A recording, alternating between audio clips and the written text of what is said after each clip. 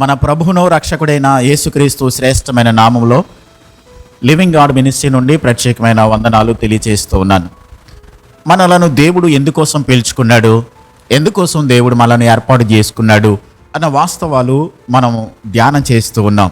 ఈరోజు అపోస్తలుడైన పేతురు రాసిన మొదటి పత్రిక 2వ అధ్యాయం 19-20 వచనాల్లో, తప్పిదమునకే దెబ్బలు తినినప్పుడు మీరు సహించిన ఎడల మీకేమి ఘనము, మేలు చేసి బాధపడినప్పుడు మీరు సహించిన ఎడల అది దేవునికి హితమగును. ఇందుకు మీరు పిలువబడితిరి. క్రీస్తు కూడా మీ కొరకు బాధపడి మీరు తన అడుగు జాడలు యందు నడుచుకున్నట్లు మీకు మాదిరి ఉంచిపోయాను. ప్రభు మనల్ని ఎందుకోసం పిలిచాడో అన్న వాస్తవాన్ని పేతురు భక్తుడు ఇక్కడ వ్రాస్తూ ఉన్నాడు. మనము తప్పిదమునకే దెబ్బలు తిన్నప్పుడు గొప్పతనం అందులో ఏమీ లేదు. కానీ మేలు చేసి కూడా, ఉపకారం చేసి కూడా, ఇతరులకు అవసరతలో మనం సహాయపడి కూడా, వాళ్ళకి చేతనైన సహాయం మనం చేసి కూడా, ఆ మేలు పొందుకున్నవారు, మన ద్వారా ఉపకారం పొందుకున్నటువంటి వారు వాళ్ళ ఇష్టానుసారంగా మన గురించి మాట్లాడుతున్నప్పుడు, మన గౌరవాన్ని, మన ప్రతిష్టను, మన విలువను వాళ్ళు పోగొట్టడానికి ప్రయత్నించేటప్పుడు, ఇలాంటి పరిస్థితులు గుండా మనం వెళ్తున్నప్పుడు మనం గమనించాలి, వాటిని సహించడానికి, వాటిలో మనము ఓర్పును సహనాన్ని కలిగి ఉండడానికి దేవుడు మనల్ని పిలిచాడు. సర్వసాధారణంగా గమనించండి, యేసుక్రీస్తు ప్రభు భూమి మీదకి వచ్చినప్పుడు ఆయన ఏం పాపం చేశాడని సిలువకి వెళ్ళడానికి, ఆయన ఏం తప్పు చేశాడని, పాపం చేయనటువంటి ఆయన నాలో పాపం ఉన్నదని మీలో ఎవడైనా స్థాపించగలడా అని ప్రపంచానికి ఛాలెంజ్ చేసినటువంటి ప్రభువు మన కోసం, మనం చేసిన పాపమును ఆయన మీద వేసుకుని మన కోసం ఆయన నిందలు భరించాడు. ఇక్కడ వాక్యంలో పేతురు గారు ఏమని రాశాడనంటే, క్రీస్తు ఎలాగైతే మన కొరకు బాధపడి, మన కొరకు శ్రమను, నిందను భరించి, మనకొక మాదిరిని, మనము కూడా ఆయన అడుగుజాడలలో నడవాలని ఎలాగైతే ఒక విధానాన్ని ప్రభు మనకు చూపించాడో, ఆయనను వెంబడిస్తున్న మనము, ఆయనను ఎరిగినటువంటి మనము, ఆయన యొక్క చిత్తాన్ని తెలుసుకున్నటువంటి మనము, ఆయన చెప్పినట్లుగానే, ఆయన నడుచుకున్నట్లుగానే మనం కూడా భూమి మీద బ్రతకాలని వాక్యంలో ప్రభు మన కోసం రాయించి పెట్టాడు. సర్వసాధారణంగా తప్పు చేసామనుకోండి, ఎవరైనా మనల్ని బాధ పెడితే తప్పు చేసినందుకు బాధ భరించడం అది సర్వసాధారణమైనటువంటి విషయమే, అందులో గొప్పతనం ఏమీ లేదు. కానీ మనం మేలు చేసి కూడా, ఉపకారం చేసి కూడా, ఎదుటి వాళ్ళ అవసరతలలో మనం సహాయపడి కూడా, ఏవండి వాళ్ళు మన మీద లేనిపోని నిందలు తీసుకొచ్చినప్పుడు, మన ద్వారా మేలు పొందుకుని వాళ్ళు మనల్ని బాధ పెడుతున్నప్పుడు, ఆ బాధను భరించడానికి, ఆ నిందలు భరించడానికి, ఆ అవమానాన్ని మనము తట్టుకోవడానికి దేవుడు మనల్ని పిలిచాడండి. మనల్ని పిలిచినప్పుడు రకరకాలైన కారణాలను బట్టి ప్రభు పిలిచాడు. కానీ ఇక్కడ ఒక ప్రాముఖ్యమైనటువంటి కారణం ఏంటంటే, మీరు మేలు చేసి బాధపడడానికి ప్రభు మనల్ని పిలిచాడు. మేలు చేసి బాధపడడానికి. అపోస్తలుడైన పౌలు రోమీయులకు రాసిన పత్రిక 5వ అధ్యాయం 3వ వచనంలో, శ్రమ ఓర్పును, ఓర్పు పరీక్షను, పరీక్ష నిరీక్షణను కలుగు చేయనని శ్రమల యందు అతిశయపడుచున్నాం అని అంటాడు పౌలు గారు. మనం శ్రమల గుండా వెళ్తున్నప్పుడు ఎందుకు శ్రమలను ప్రభు అనుమతించాడు? మనకు ఓర్పును, సహనాన్ని నేర్పించడానికి. సహనము, ఓర్పు అనేది శ్రమ లేకపోతే మనం నేర్చుకోలేం. శ్రమల బడిలో నేర్చుకునేటువంటి పాఠాలు ఇంకెక్కడ కూడా మనం నేర్చుకోలేం.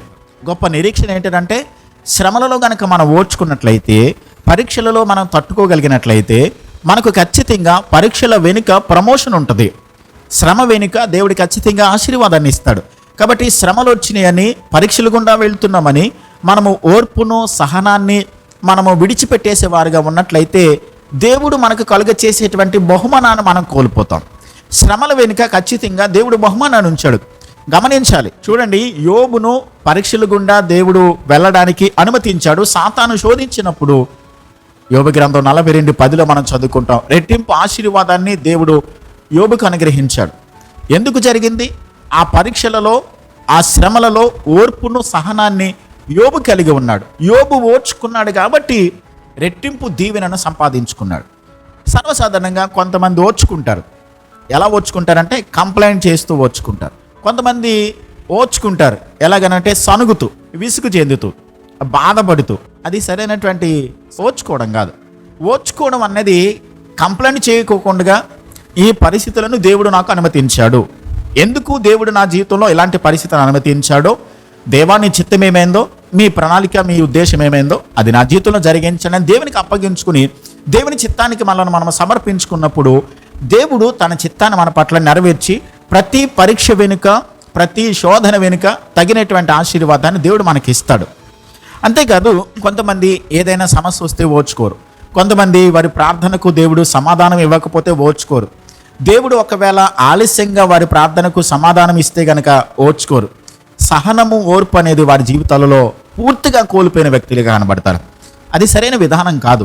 ప్రభు మనలను పిలిచింది ఎందుకనంటే ఓర్చుకోవడానికి, సహించుకోవడానికి, మేలు చేసి కూడా బాధను అనుభవించడానికి దేవుడు మనల్ని పిలిచాడు. కొన్ని సందర్భాల్లో ప్రజలు మనల్ని హేళన చేస్తూ ఉన్నప్పుడు, నిందిస్తున్నప్పుడు, బాధ పెడుతున్నప్పుడు, అవమానపరుస్తూ ఉన్నప్పుడు సహించుకుంటాం, ఓర్చుకుంటాం.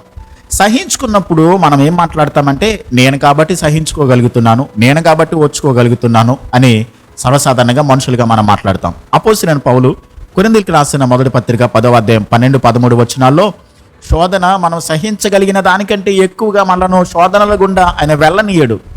గమనించండి, ఆ శోధనతో పాటుగా తప్పించుకునే మార్గాన్ని కూడా ప్రభు మనకు ఏర్పాటు చేస్తాడు. సర్వలోకాన్ని సృష్టించిన దేవుడు, మన కన్న తండ్రి, మన కెపాసిటీ ఎంతో, మనం ఎంత శ్రమను తట్టుకోగలుగుతామో, ఎంత భారాన్ని మనం భరించగలుగుతామో మనల్ని పుట్టించిన దేవునికి ఆయనకు ముందుగానే తెలుసు కదండి. ఒక మాట గుర్తుపెట్టుకోనండి, నీవు నిజమైన విశ్వాసమైనట్లయితే నీ జీవితంలో ఏదైనా జరుగుతుందనంటే దేవుడు ఎందుకనో దానిని అనుమతించాడు. కాబట్టి మనం గుర్తుపెట్టుకోవాలి, దేవుడు ఇలా అనుమతించాడనంటే ఆయన ప్రణాళిక ఏదో ఉంది. ఏదో మనకి నేర్పించడానికి, ఏదో విషయాన్ని మన జీవితాలలో జరగడానికి దేవుడు అనుమతించాడు.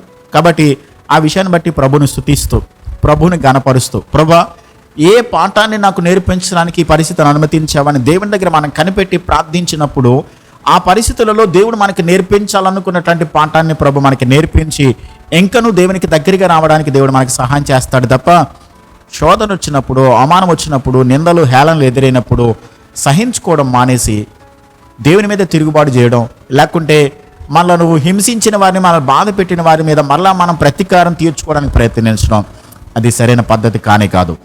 అపోస్తలుడైన పౌలు గలతీయులకు రాసిన పత్రిక 6వ అధ్యాయం 9వ వచనంలో మనము మేలు చేయటి యందు విసుకక యుందము, మనము అలయక మేలు చేసి తిమేని తగిన కాలమందు పంట కోతము. కాబట్టి మనకు సమయము దొరికిన కొలది అందరి ఎడలను, విశేషంగా విశ్వాస గృహమునకు చేరిన వారి ఎడలను మేలు చేయదము.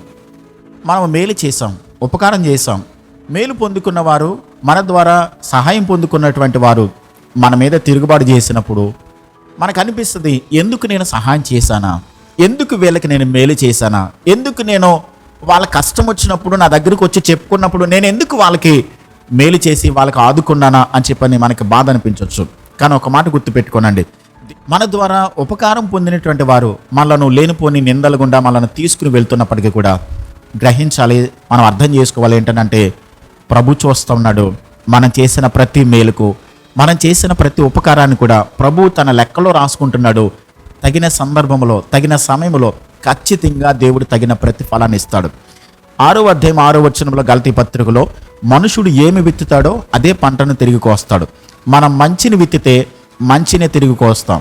మనము ఎప్పుడు కూడా మేలు చేసేవారిగా ఉండాలి. విసుకక, అలసిపోకుండా మేలు చేస్తూ ఉన్నప్పుడు తగిన కాలంలో మనం చేసిన ప్రతి మేలుకు, మనం చూపిన ప్రతి ఉపకారానికి, మనం చేసిన ప్రతి సహాయానికి తగినటువంటి ప్రతిఫలాన్ని ప్రభు మనకి ఇవ్వబోతున్నాడు. ప్రభు మనకి ఇస్తాడండి. మనము అలసిపోవద్దు. ఎంతవరకు మేలు చేశామా, ఎంతవరకు మనం ఉపకారం చేశామా, మేలు పొందుకుని కూడా మన మీద తిరుగుబాటు చేస్తూ ఉన్నారా, రకరకాలుగా మన గురించి మాట్లాడుతున్నారా, మన గౌరవాన్ని, మన విలువను, మన ప్రతిష్టను తగ్గించి మాట్లాడి, మన మీద హేళనగా మాట్లాడి, లేనిపోని చేయరానటువంటి నేరాలకు కూడా, ఆ నిందలు కూడా మన మీద తీసుకొచ్చి మనను అవమానపరుస్తున్నారా, వాళ్ళకి మేలు చేద్దాం. ప్రభు చెప్పాడు సామెతల గ్రంథంలో, నీ శత్రువు ఆకలిగొని ఉంటే వానికి మేలు చేయి, వానికి భోజనం పెట్టు. అలా చేయడం ద్వారా వాని నెత్తి మీద నిప్పులు కుంపటగా వేసినటువంటి వాడు అవుతాం. మనం చేయవలసిన పని ఏంటంటే ప్రభువు ఎలాగైతే మనకు మాదిరిని చూపించి వెళ్ళాడో అలాగే మనం చేయాలి. మేలు చేసి బాధను అనుభవించడానికి ప్రభు మనల్ని పిలిచాడు. అలాంటి ప్రేమించే గుణాన్ని, అలా మనము సహాయం చేసేటువంటి అలాంటి మనసును ఆత్మదేవుడు మనకు అనుగ్రహించి కృప చూపించి సహాయం చేయనుగాక. ప్రార్థన చేద్దాం. మా కన్న తండ్రి, గొప్ప దేవా, మీకు స్తోత్రాలు. తప్పిదమనకే దెబ్బలు తిన్నప్పుడు అందులో గొప్పతనం ఏమీ లేదు.